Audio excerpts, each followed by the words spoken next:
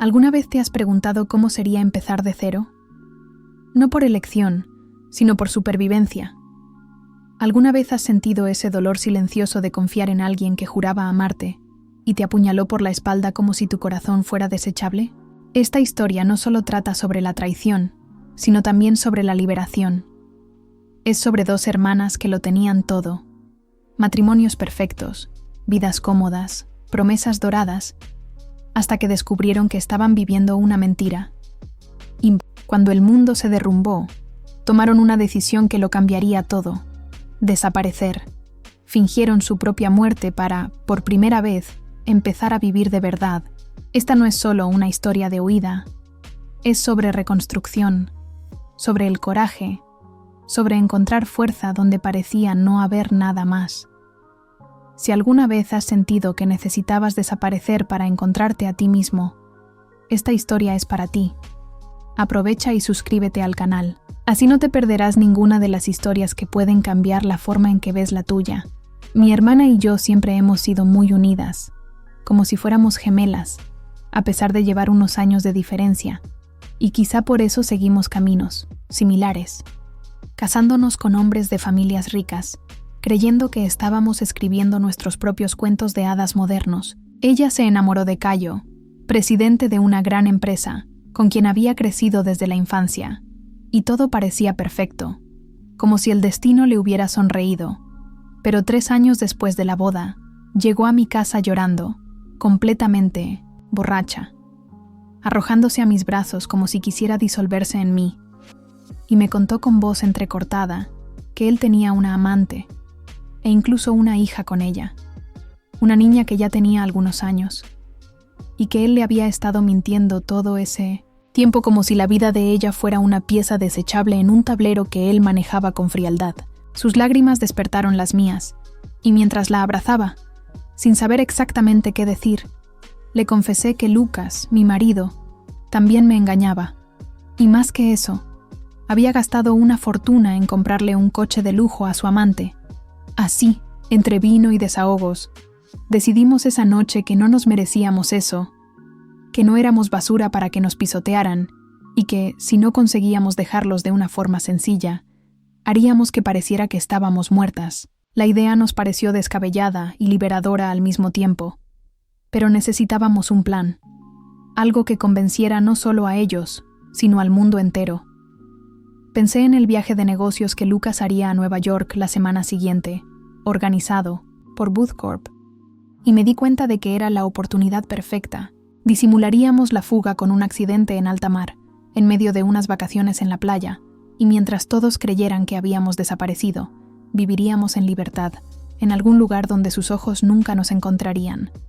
Acordé con Lara, mi hermana, los mínimos detalles, y la víspera de la partida, llamé a Lucas con naturalidad ensayada, diciéndole que Lara y yo iríamos a la playa mientras él y Cayo se ocupaban de sus compromisos. Y la respuesta vino de la voz de Sabrina, su asistente, que con ese tono pasivo-agresivo me informó de que él estaba en la ducha, como si ya no estuviera acostumbrada a ocupar el lugar de la esposa. Colgué sin decir una palabra, y al día siguiente, Lara y yo tomamos el vuelo, riendo nerviosas en el taxi, conscientes de que no habría vuelta atrás. Una vez en la isla, hice una videollamada a Lucas y le mostré a Lara surfeando, como parte del teatro, y le pedí a Cayo que también mirara. Y fue entonces cuando fingimos que ella era arrastrada por una ola enorme, tirando el móvil a la arena mientras gritaba pidiendo ayuda, y corrí hacia el mar con una desesperación que hasta yo creí real, al otro lado de la llamada. Sus gritos se perdieron, y lo último que vieron fue el cielo azul y un mar agitado. Esa misma noche, ya estábamos en otra isla, viendo las noticias mientras nos poníamos mascarillas y bebíamos vino. Sus rostros, abatidos en la televisión, provocaban una extraña sensación de justicia poética. Los medios informaban de que 2 esposas de empresarios habían desaparecido en alta mar y que sus maridos participaban personalmente en las búsquedas, y mientras Lara comentaba con desdén que solo estaban cosechando lo que habían sembrado, yo leía en sus ojos un profundo dolor que intentaba ocultar tras el sarcasmo, Empezaron a aparecer vídeos en las redes sociales que sugerían que Cayo tenía una hija ilegítima y que la repentina desaparición de su esposa no era una coincidencia. Y aunque había quienes nos defendían, el ambiente era de misterio, de juicio, de tensión. Apagué el móvil y bebí en silencio, hasta que Lara, con los ojos llenos de lágrimas, me preguntó cómo habíamos llegado a ese punto, y yo solo respondí que quizá era su naturaleza, la de los hombres que creen que el mundo gira en torno a sus deseos. Con los años de trabajo como diseñador, había acumulado lo suficiente para mantenernos bien durante décadas, y eso nos permitió viajar por varios lugares en los meses siguientes, huyendo de las noticias que aún alimentaban la esperanza de encontrarnos. Estábamos en un pueblo costero cuando Lara me ofreció un café y comentó lo felices que habían sido los últimos meses, pero que sentía que yo aún llevaba algo dentro, un peso que no había soltado. Esa noche insistió en que fuéramos a un bar donde tocaba mi banda favorita, y reacio, acepté. Allí conocí a Bruno, un joven encantador que parecía más interesado en mí que en cualquier otra cosa a su alrededor, y su amabilidad me desconcertó. Estábamos empezando a hablar cuando todo se congeló.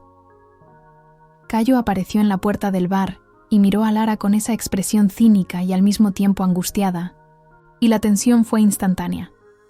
Dijo que necesitaba hablar con ella 5 minutos, y cuando ella se negó, diciendo que no creería más mentiras, soltó la bomba. Lucas sabía dónde estábamos. Había contratado a un detective y estaba cerca, listo para atraparnos.